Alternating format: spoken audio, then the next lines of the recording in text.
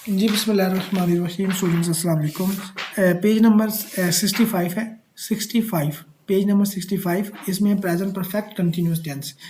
हमने इससे पीछे सारे टेंसेस कर लिए हैं, इंडेफिनिट के भी, कंटिन्यूस के भी और परफेक्ट के भी।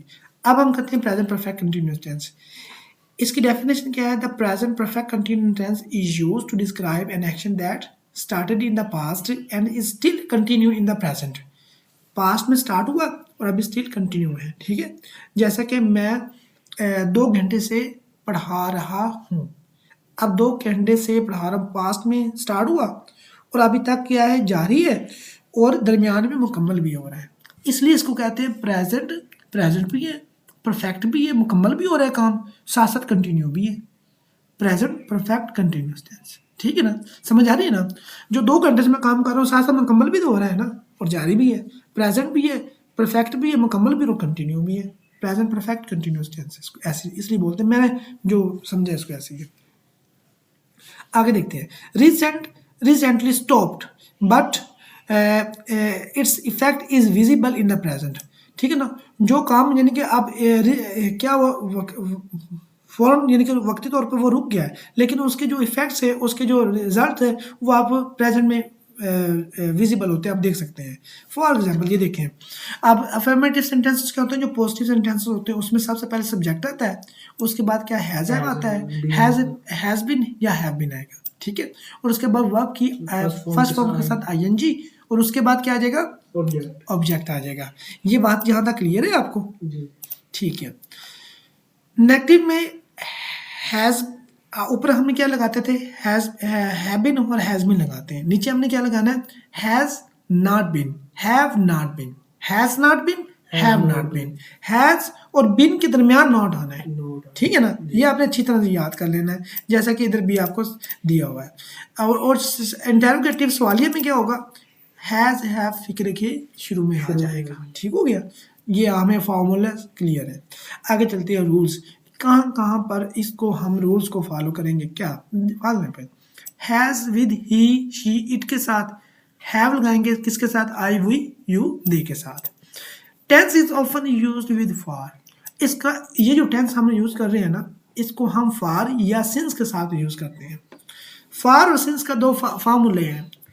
अगर पॉइंट ऑफ टाइम आ जाए, पॉइंट ऑफ टाइम होता है कि अगर किसी आप पॉइंट से कुछ ही बात शुरू कर रहे हैं, जैसे 2001 से, सुबह से, पॉइंट है ना, ड्यूरेशन नहीं बताया। एक पॉइंट ऑफ टाइम होता है, एक पीरियड ऑफ टाइम होता है। पीरियड ऑफ टाइम जो एक पॉइंट से शुरू हुई और दूसरे पॉइंट पे खत्म हो गई। फॉर एग्जांपल मैं 2 घंटे से पढ़ा रहा हूँ, ये ड्यूरेशन है, ये पीरियड है। 2 घंटे से मैं पढ़ा रहा हूँ। अगर मैं ये कहता हूँ कि मैं सुबह 1 बजे से पढ़ा रहा हूँ, ये पॉइंट है। ठीक है ना, ये पॉइंट है। पॉइंट ऑफ टाइम के लिए लगाते हैं सिंस, और पीरियड ऑफ टाइम के लिए क्या लगाते हैं, फॉर। ठीक है ना, जब आपको मिकदार बता दी, एंड पॉइंट भी बता दिया, शुरू वाला भी बता दिया, तो फॉर लगेगा पीरियड ऑफ टाइम के लिए। और पॉइंट ऑफ टाइम के लिए क्या लगाएंगे, सिंस लगाएंगे। ये पॉइंट आपने याद रखना है। इस एज में फॉर और सिंस का यूज होता है अक्सर। Negative form at not after has have. आपने नेगेटिव नाउन है, हैज हैव के बाद ऊपर आपने पढ़ चुके हैं, नॉट आएगा। इंटेरोगेटिव में हैज हैव फिक्र के शुरू में आ जाएगा, सब्जेक्ट से शुरू। ठीक है, बहुत सिंपल है। आगे चलते हैं, एग्जाम्पल पढ़ लेते हैं। I have been studying English for 3 hours. अब ये देखें, यहाँ पे फॉर क्यों आया, क्योंकि पीरियड बता दिया, पीरियड बता दिया, दोनों पॉइंट बता दिए। मैंने स्टार्ट कर किया और ख़त्म कर के 3 घंटे में मैंने पढ़ाया। ठीक है ना। I have been studying English for 3 hours. आगे she has been working here since 2015 से। मतलब कि देखे ना आप, पॉइंट आ गई, पॉइंट की बात सिंस आ गई। ये बात आपने एक पॉइंट आप जेन में बैठा लें, आपको सिंस और फार का इस्तेमाल भूलेगा नहीं। ठीक है, आगे देखते हैं। Have been playing football all morning. आप सिंस और फार के बगैर भी यानी कि ये लिख सकते हैं, they have been playing football for all morning. वो सारा दिन यानी कि क्या कर रहा है, वो फुटबॉल खेल रहा है सारा दिन से, सुबह से, मॉर्निंग, ऑल मॉर्निंग। अच्छा मेरी बात सुने।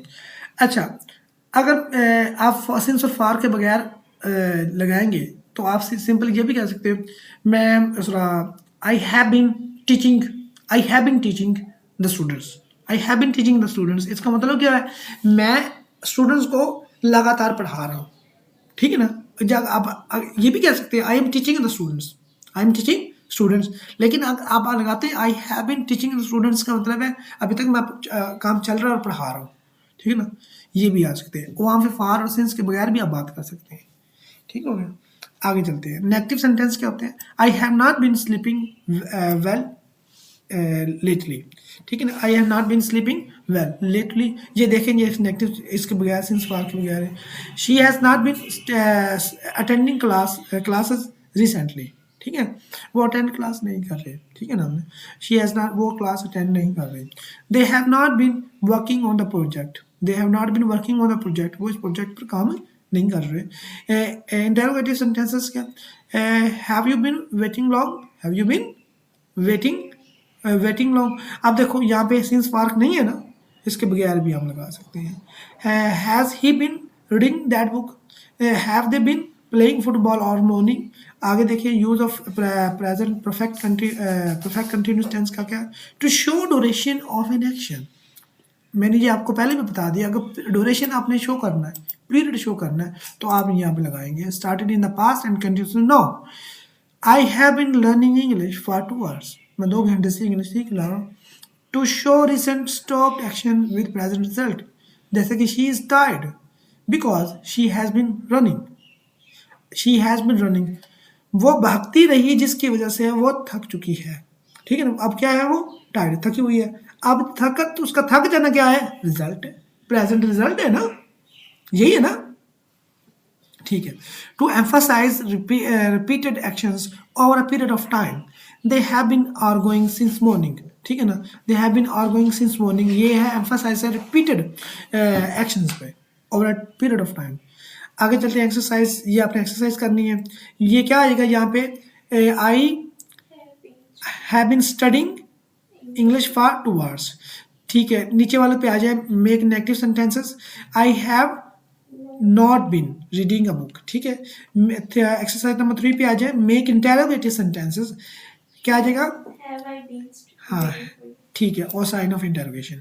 यहाँ पे ये एक्सरसाइज भी हॉल की हुई है, देख लीजिएगा। आगे चलते हैं, इसका past perfect tense, past perfect tense में भी बच्चों जो हमने पढ़ा है उसमें हमने हैज लगाया, हैज बीन और हैव बीन, यहाँ पे क्या आ जाएगा, सिर्फ और सिर्फ हैड बीन आ जाएगा, सिर्फ और सिर्फ हैड बीन आ जाएगा, बाकी सारा का सारा टेंस वही है, ठीक है ना, सिंस फार का भी वही इस्तेमाल होना है, वही फार्मूला है, और सब्जेक्ट कौन सा, ही शी इट, वह नाम हैज़ लगेगा, और आई वी यू दे के साथ और प्लूरल नेम के साथ क्या लगेगा, हैव लगेगा, ये चीज़ है। नेगेटिव हो जाए हैज़ और हैव के बाद नॉट आ जाएगा, और इंटरोगेटिव में क्या आ जाएगा, शुरू में चल जाएंगे हैज़ और सॉरी हैज़ और हैव, जो हमने सिंपल में लगाया था प्रेजेंट में। पास्ट में क्या आ जाएगा, हैड शुरू में हो जाएगा, हैड शुरू में हो जाएगा, हैड के बाद नॉट आएगा, हैड शुरू में चला जाएगा इंटरोगेटिव में, ठीक हो गया। ये इसके रूल्स भी अपने हैड बिन यूज होता है, आपको पता है, सिंस फार इस्तेमाल होता है, नॉट जो होता है हेड के बाद आएगा, इंटरोगेटिव में हेड शुरू में चला जाएगा, ये आपने पढ़ लिया। अफर्मेटिव सेंटेंसेस में I had been studying English for 2 hours before you arrived, ठीक है, मैं 2 घंटे से क्या कर रहा था, अंग्रेजी इंग्लिश पढ़ रहा था आपके पहुंचने से। ये सर स्किप ना कर ले, आगे कर लेते हैं, हाँ, सेम टू सेम ही है ना, मैं बस इसको स्किप कर रहा हूँ।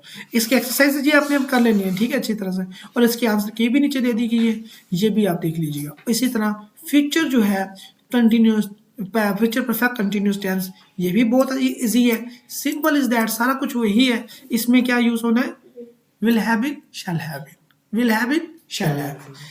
आप गौर कीजिएगा, विल और शैल चेंज हो रहा है, हैव चेंज नहीं हो रहा, हैज नहीं आना इसमें, will have been, shall have been, have दोनों के साथ ही हैव ही आना है, will have been, shall have been, समझ आई ना, ये चीज है।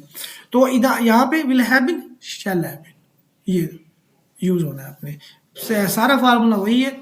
विल के बाद क्या लगेगा, नॉट लग जाएगा, नेगेटिव है, और विल और शैल जो है फिक्र के शुरू में चले जाएंगे इंटरोगेटिव में। ये इसकी एक्सरसाइज आप अच्छी तरह से इसको कर लीजिएगा, इसके एक्सरसाइज सॉल्व भी है, नीचे के आंसर की भी दी हुई है, ठीक हो गया। और ये एंड पे मैंने इसका पूरा का पूरा यानी कि सारे टेंसेस का क्या दिया हुआ है, एक टेबल दिया हुआ है, इस टेबल को आप अगर मेमोराइज कर लेते हैं फॉर्मूले उसकी एग्जांपल्स के साथ, आपको सारे के सारे टेंसेस जुबानी याद हो जाएंगे, ठीक हो गया।